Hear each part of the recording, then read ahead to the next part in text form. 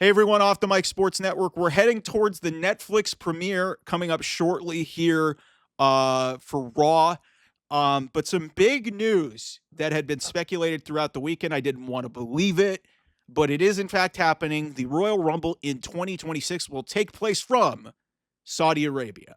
And listen, I'm not going to be one of these idiots and these AEW dummies that are going to just come out and basically say, "Oh, WWE went MAGA because hey, they got a sponsorship with Hulk Hogan's beer and Hulk Hogan's gonna appear, and now they're doing something with Saudi Arabia, even though they've done 2 shows a year since 2018 in Saudi Arabia. I don't like that a flag bearing event like the Royal Rumble is going to be taking place in Saudi Arabia, but at some point this was going to happen because Vince McMahon back in 2018 got in bed with the Saudis right after the whole controversy with Jamal Khashoggi. I'm not going to get into the political aspect of why this is really, deplorable. Um, but this is the reality of where they are, and the Saudis are paying them a lot of money. I don't like it, but they have a contract with them to do multiple shows for them for over a 10-year period. So contractually, they're obligated to do this. And the Saudis probably came to them with a bunch of money to do this event. I guarantee you they wanted to try and do WrestleMania. And I'm telling you right now, WWE ain't doing a WrestleMania in Saudi Arabia. That's not happening. That's just not happening. And if it did, that would be a really bad look. Now, listen, I don't want to be this type of guy who's going to just be all peaches and cream and just say everything's okay. I don't like this situation. I really don't. But I understand that WWE was kind of like this is the direct result of how Vince McMahon was running this company near the end, before he stepped down in 2022. This contract was in place since 2018, and obviously they missed a show in 2020. Actually, I think they missed 2 shows because there was the late 2020 show and then the 2021 show. So I don't know how that was worked out. Maybe that's the direct result of this and how they worked this thing out because of the pandemic. Either way, this is awful. I don't know how it's going to work out. It's you're going to probably have a situation.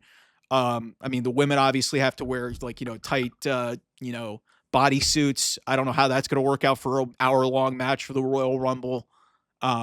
There's a lot of things that need to be sorted out. I mean, and they announce it a year in advance before this year's Royal Rumble even happens. So it's just, I, I had heard rumblings that this was possible. I didn't want to believe it, but when you start hearing it from multiple sources that it's reported that it was going to happen, and again, while I understand, the contractual nature of where WWE was with this Saudi deal, and like I said, I completely blame Vince McMahon for this because, like I said, he was just taking money from everybody, and it didn't change any ounce of creative.